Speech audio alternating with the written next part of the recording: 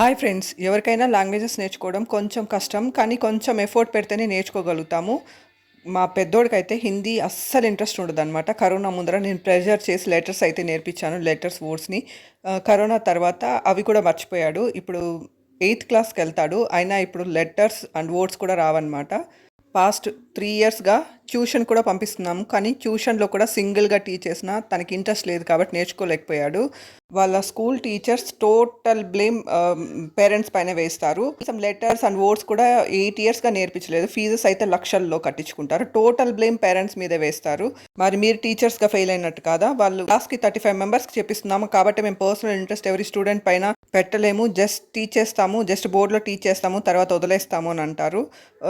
నేను అబ్జర్వ్ చేసింది ఏమంటే విలేజెస్లో, ఈవెన్ విలేజెస్లో, టౌన్స్లో పర్సనల్ ఇంట్రెస్ట్ చూపిస్తారు. ఎవరైనా స్టూడెంట్ నేర్చుకోలేకపోయినా, లేదంటే కొంచెం వెనకాల ఉన్నారనిపించినా వాళ్ళు పర్సనల్ ఇంట్రెస్ట్ తీసుకొని ఎక్స్ట్రా అవర్స్ కూడా చెప్పిస్తున్నారు. కానీ సిటీస్లో ఏం లేదనమాట.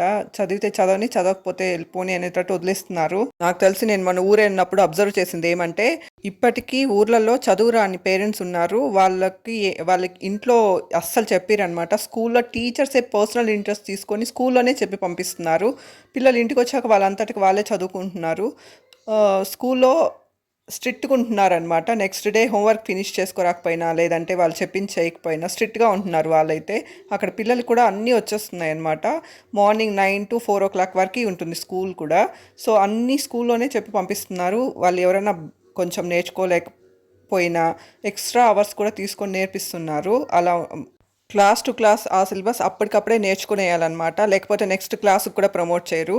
ఈవెన్ 8th క్లాస్ అయినా ఈ కూడా రాని వాళ్ళని 8th క్లాస్ వరకు ఎలా ప్రమోట్ చేస్తున్నారో నాకు అర్థం కాదు.